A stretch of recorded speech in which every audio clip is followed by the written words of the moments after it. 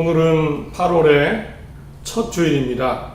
사무엘하 11장 25절부터 27절까지 성경 본문입니다. 마태복음 1장에는요, 예수님의 족보, 계보가 나옵니다. 이 예수님의 족보에는 5명의 여성이 등장합니다.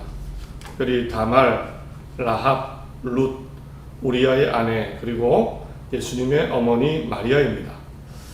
그런데 좀 특이하게도 한 여성의 이름 대신에 그 남편의 이름이 쓰여졌지요. 이름 대신에 이렇게 나옵니다. 우리아의 아내, 우리아의 아내. 다윗의 아내였고 솔로몬의 어머니인 예수님의 조상 사실은 밧세바라는 여인이죠. 그런데 유독 밧세바라는 이름은 나오지 않고 우리아의 아내라고 기록이 되었습니다. 사실 우리아는 햇사람이었고 예수님의 족보에 등장할 만한 전혀 이유가 없습니다. 혈통적으로 맞지가 않습니다. 그럼에도 밧세바라고 쓰지 않고 우리아의 아내라는 명칭으로 간접적으로 족보에 기록이 된 겁니다. 왜 그럴까요?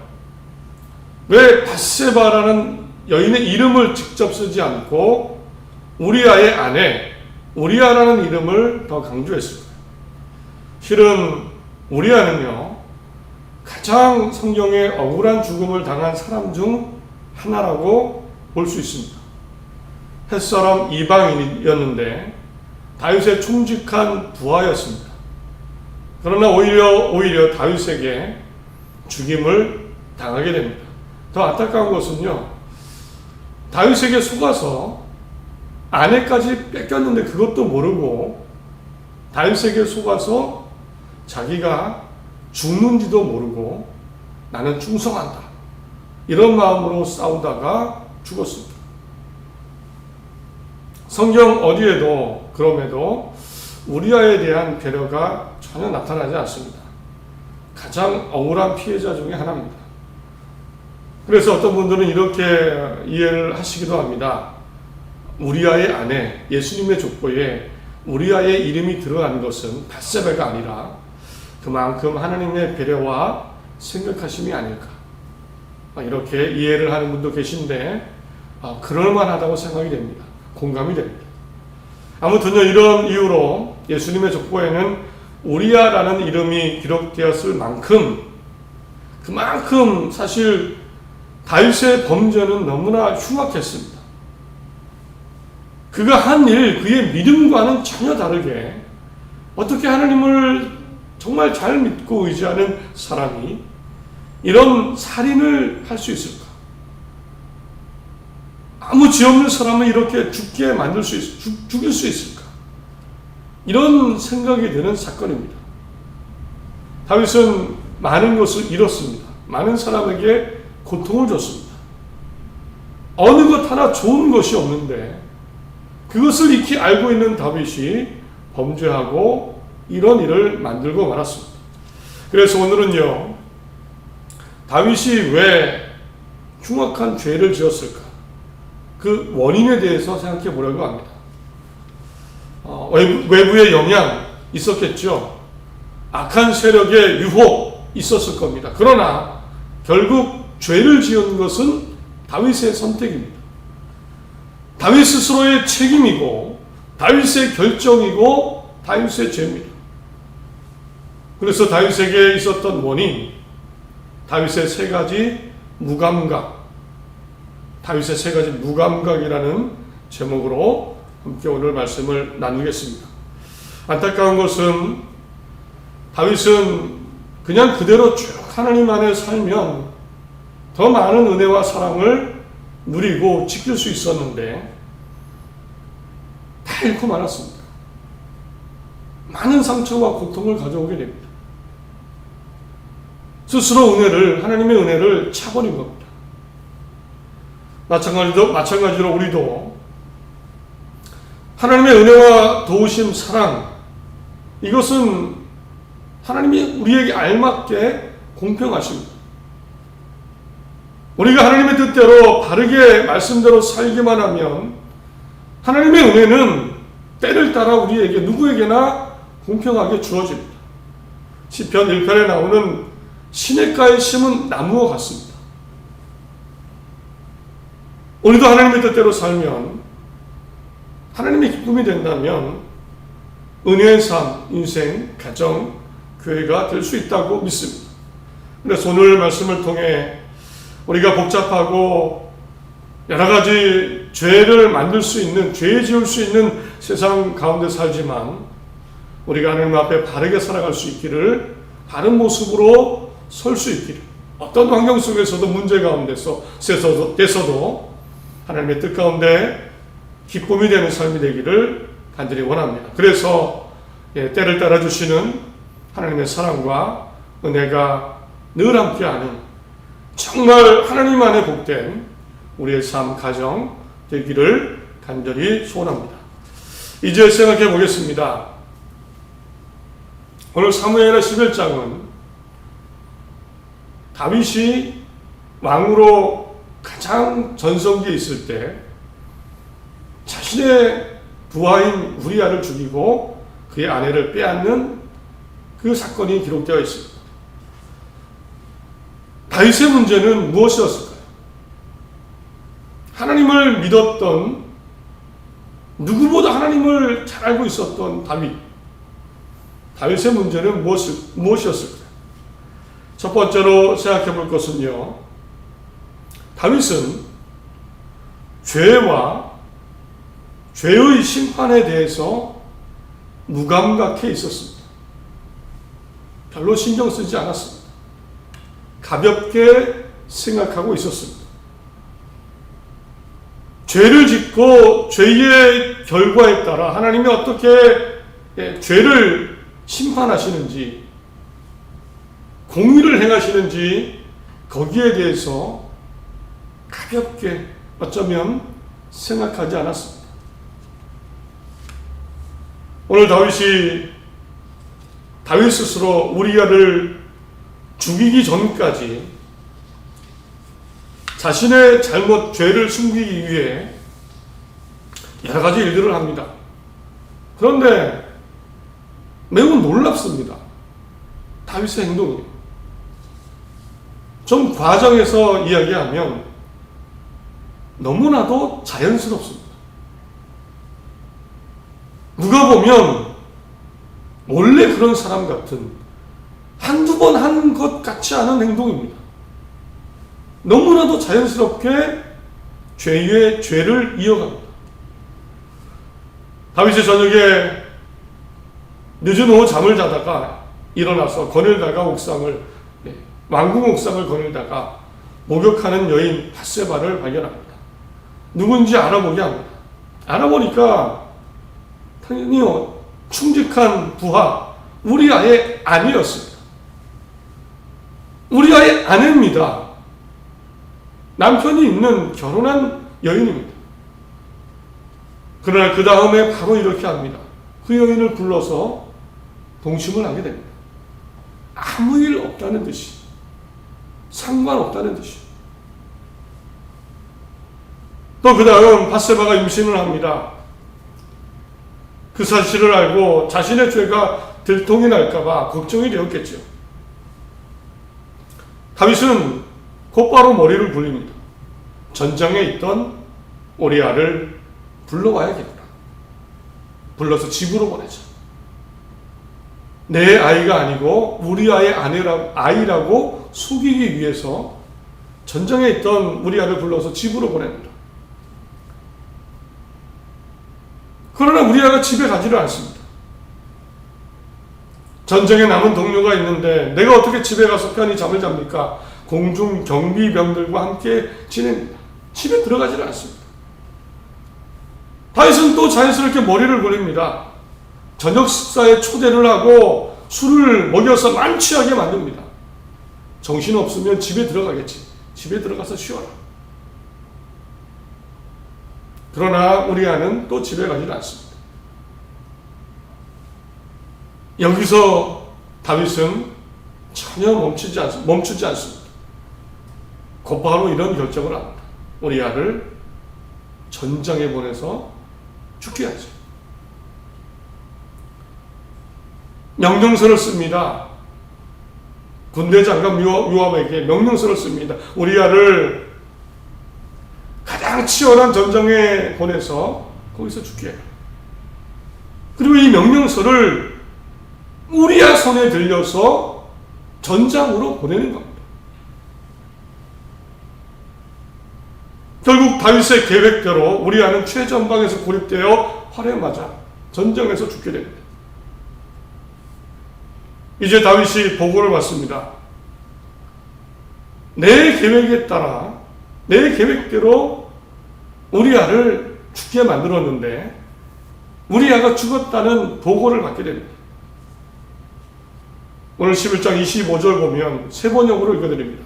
다윗이 이렇게 얘기합니다. 너는 요압에게, 군대 장관입니다. 군대 장관에게 칼은 이 편도 죽이고 저 편도 죽이기 마련이니 이번 일로 조금 더 걱정하지 말라고 전하여라. 오히려 그 성을 계속 맹렬히 공격하여서 무너뜨리라고 전하여 요압이 용기를 잃지 않도록 하라. 사람은 전쟁터에서 죽기 마련이다. 적이든 아군이든 죽으니까 요압 장군에게 너무 실망하지 말고 더 열심히 싸우라고, 그래서 승리하라고 전해라. 너무너무 자연스럽지 않습니까? 너무너무 사실은 뻔뻔할 정도입니다. 내가 죽여놓고는 어디에서 양심의 찔림이 느껴지지 않습니다. 결국 밧세바가 장례식을 치르고 그 다음 다윗은 우리아의 아내인 밧세바를 집으로 데려와 아내로 삼습니다. 성경 27절에는 오늘 다윗이 한 그 일이 여호와 보시기에 악하였다. 다윗이 한 그 일이 하나님 보시기에도 너무 악했다 라고 기록이 되어 있습니다. 다윗이 왜 이런 행동을 했을까요? 너무나도 자신의 죄를 자연스럽게 이어갑니다. 음행, 속임수, 거짓, 잔인함, 살인. 다윗의 심리적인 갈등, 양심의 찔림, 미안함이 오늘 본문만 보면, 성경만 보면 전혀 느껴지지 않습니다. 죄의 심각성, 죄의 대가에 대해서도 전혀 생각하지 않는 것 같습니다. 사실 다윗은요, 이런 노래를 지어 불렀던 사람입니다. 시편 1편 6절에 무릇 의인들의 길은 여호와께서 인정하시나 악인들의 길은 망하리로다. 악인의 길은 망한다 알고 있었습니다. 시편 37편 17절에 악인의 팔은 부러지나 의인은 여호와께서 붙드시는도다. 악인의 팔은 부러진다. 내가 의인이 되어야 하나님께서 붙잡아 주신다. 알고 있었습니다. 시편 147편 6절에 여호와께서 겸손한 자들은 붙드시고 악인들은 땅에 엎드려 뜨리시는도다. 하나님이 악인은 땅에 넘어지게 하신다. 엎어지게 하신다. 이것을 알고 있었고 노래로 불렀습니다. 다윗은 죄와 죄의 무서움, 두려움은 알았을 겁니다. 그러나 그것을 삶에 적용하지 않았습니다. 알지만 그것이 삶으로 나타나지 않았습니다. 무감각해져 있었습니다. 무감각해 있었습니다.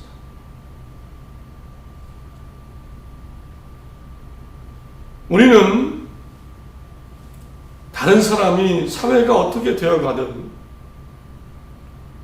죄의 심각성을 알고 있습니다. 죄의 대가를 알고 있습니다. 이것을 두려워하며 가장 무서운 것이다 라는 마음으로 삶에 실천하며 삶 속에 살아야 됩니다. 부담이 되지요. 한쪽 머리에 계속 신경을 써야 될 겁니다. 이것은 하나님이 싫어하시는 일인데, 이것은 죄인데, 이것은 악한 일인데, 내 환경과 현실과 부딪히고 사람들의 생각과 부딪히고 세상의 모습과 부딪혀서 늘 신경 쓰이고 불편할 수 있습니다. 내 본성도 이겨야 되죠. 그러나 이것이 죄를 경계하고 죄의 무서움을 알고 죄에 무감각해지지 않고 하나라도 더 하나님 보시기에 다른 모습이 되기 위해 살아가는 것, 사실은 이것이 하나님의 사랑과 은혜의 인생입니다. 하나님이 함께 해주시는 결국 살게 되는 인생입니다. 늘 나를 돌아보며 끝까지 죄의 무서움, 죄의 대가를 경계하며 정말 선한 삶, 하나님 보시기에 바른 삶이 되시기를 간절히 바랍니다. 이것을 위해 마음과 삶을 잘 지키시기를 바랍니다. 다윗의 문제는 죄의 심판에 무감각이었습니다. 우리는 그렇지 않고 하나님 보시기에 선한 삶이 되시기를 간절히 바랍니다. 두 번째로 다윗은요, 다른 사람의 생명에 대한 소중함을 잃어버렸습니다. 나도 생명이 있고 우리 가족도 생명이 있고 다른 사람도 생명이 있는데 나와 우리 가족의 생명은 소중한데 다른 사람의 생명은 소중하게 여기지 않았습니다. 다른 사람의 인생과 생명에 대한 소중함을 잃어갔습니다. 생명의 소중함에 대한 무감각입니다. 다윗은 어쩌면 우리아가 햇사람이니까, 유대인이 아니니까, 우리아는 햇사람 이방인이었습니다. 이방민족입니다. 그 당시 이스라엘 민족은 하나님의 택하신 민족으로 느껴졌고 그 외의 민족은 이방민족, 우상민족으로 생각했습니다. 그래서 많이 싸웠죠. 이스라엘 민족이 우상 숭배하는 민족을 무찌르고 죽이기도 하고 땅을 차지하고 전쟁하고 다윗은 수많은 승리를 거뒀습니다. 마음속에 하나님의 택하신 민족, 우리는 택하신 민족이고 저 다른 민족은 이방인 우상민족이야 우리가 무찔러야 돼. 우리는 선택된 민족이고 다른 민족은 하나님이 미워하시고 심판하시는 민족이야. 이런 생각이 있었겠죠. 이러면서 점점 더 나와 우리 가족의 생명은 중요하고 다른 이방인의 다른 사람의 생명에 대한 소중함은 잃어갔을 겁니다. 이방인 우리야, 햇사람 한 사람 생명쯤이야. 수많은 사람들이 이방 민족이 죽어가는데 그 중에 햇사람 우리야 한 사람의 생명이 없어져도 어쩌면 상관없다는 생각을 했을 겁니다. 다른 사람의 생명에 대한 소중함이 없었습니다. 그렇다고 다윗이요, 모든 사람의 생명을 하찮게 여겼습니까? 잔인한 사람, 생명의 소중함을 모르는 사람이었습니까? 아닙니다. 다윗은 자기 자식은 아주 끔찍하게 생각했습니다. 정말 끔찍하게 생각했습니다. 다른 사람이 보면 정말 다윗이 너무 이기적으로 느껴질 정도로 다윗이 우리아를 죽이고 아내 바세바를 통해서 결국 아들이 태어나죠. 그런데 아들이 태어났는데 병들어 죽을 상황입니다. 하나님이 가만두지 않으셨습니다. 그런데 다윗은요, 금식을 합니다. 사무엘 12장 16절 17절에 다윗이 그 아이를 위하여 하나님께 간구하되 다윗이 금식하고 안에 들어가서 밤새도록 땅에 엎드렸으니 그의 집에 늙은 자들이 그의 곁에 서서 다윗을 땅에서 일으키려 하되 왕이 듣지 아니하고 그들과 더불어 먹지도 아니하더라. 내 아들을 위해서 금식합니다. 밤새도록 땅에 엎드립니다. 하나님께 구합니다. 이 아들을 살려주십시오. 원로들이 찾아와서 다윗을 일으켜서 뭐라도 음식을 먹이려고 하지만 음식을 먹지 않습니다.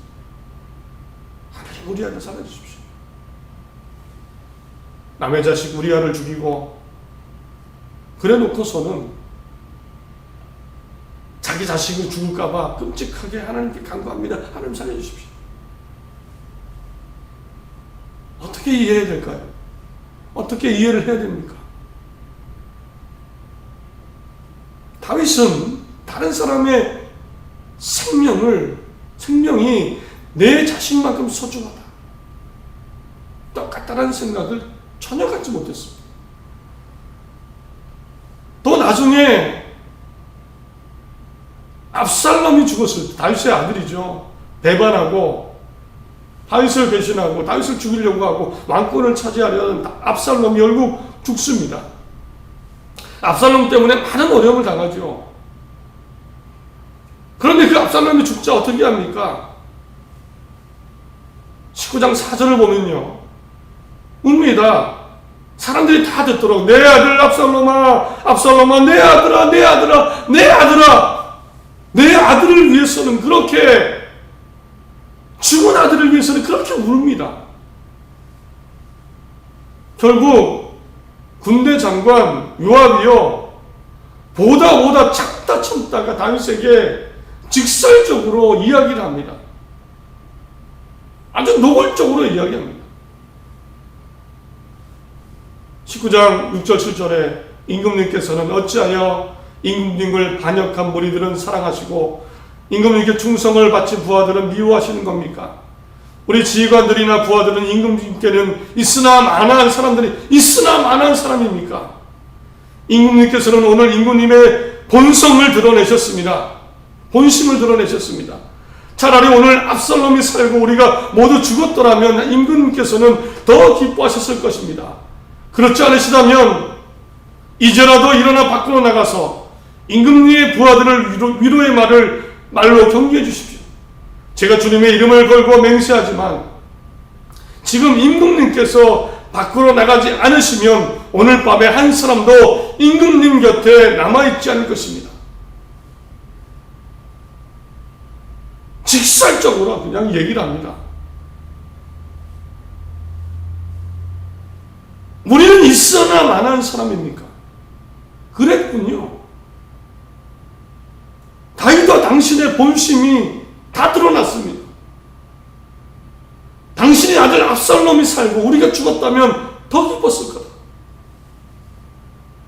내 자식 중요하고 남의 생명을 빼앗은 다윗.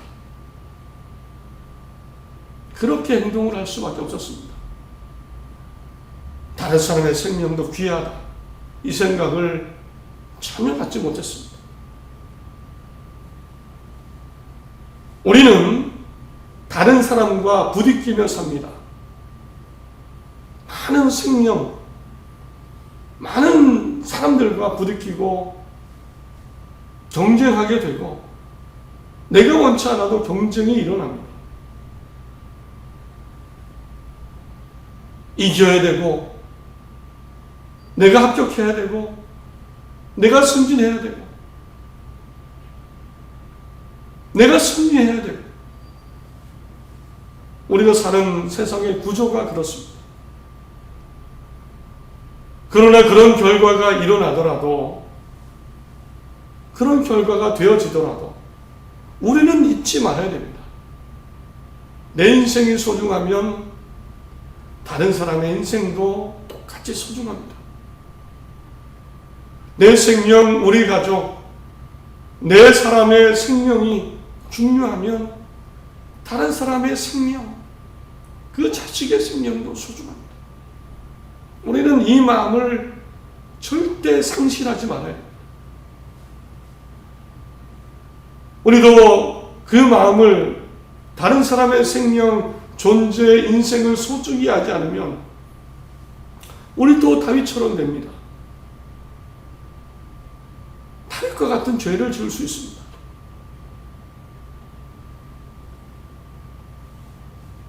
결국 다윗은 내 자신만 생각하다가 잃고 말았습니다. 사실은 함께 살아가면, 사랑이 있었다면, 다른 사람의 생명도 생각해줬다면 다 살 수 있는데, 하나님을 통해 다 사는데요. 내가 나와 다른 사람을 다 소중히 여기고 그 마음 잊지 않고 살아갈 때 우리는 다 살게 될 줄 믿습니다. 하나님이 나도 살고 다른 사람도 살 수 있도록 그렇게 만들어 가시고 역사하실 줄 믿습니다.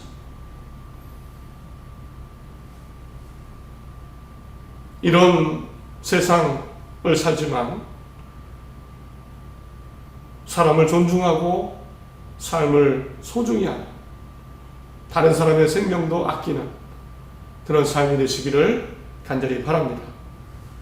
누가복음 6장 38절에 주라 그리하면 너희에게 줄 것이니 곧 후이되어 누르고 흔들어 넘치도록 하여 너희에게 안겨주리라.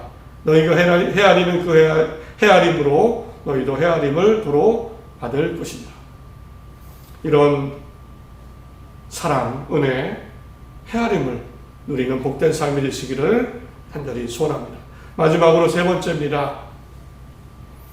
다윗의 가장 큰 무감각의 문제는 결국 하나님에 대한 무감각입니다. 하나님을 가볍게 여겼습니다.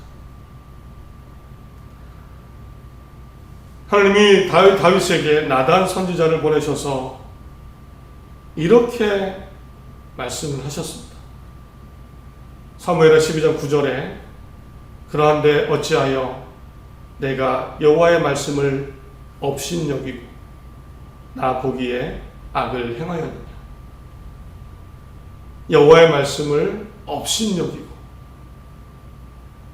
20절에도 이제 내가 나를 업신여기고 햇사람 우리아의 아내를 빼앗아 내 아내로 삼았은즉 너가 나를 업신여기고 가볍게 여기고 나를 무시하고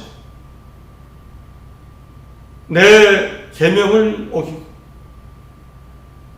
간음하지 말라, 거짓 증언하지 말라, 살인하지 말라, 나의 계명을 가볍게 여기고. 다윗은 다 알고 있었습니다. 하나님의 십계명. 그럼에도 그 계명을 무시하고 그 계명을 알려준 나 하나님을 무시하고 네가 우리아를 죽이고 그의 아내를 빼앗아 그의 아내를 자기 아내로 삼았다. 너의 아내로 삼았다.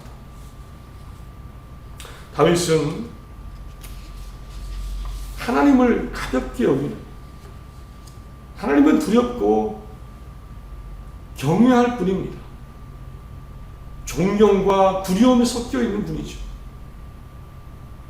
그 하나님이 나와 가깝고 다윗과 이야기하신다고 해서 그 하나님의 존귀와 경외가 사라져서는 안 되는데 다윗은 가까울수록 가까워졌을 때 하나님과 오히려 하나님을 무시했습니다. 하나님은 결국 존재감 없는 하나님이죠.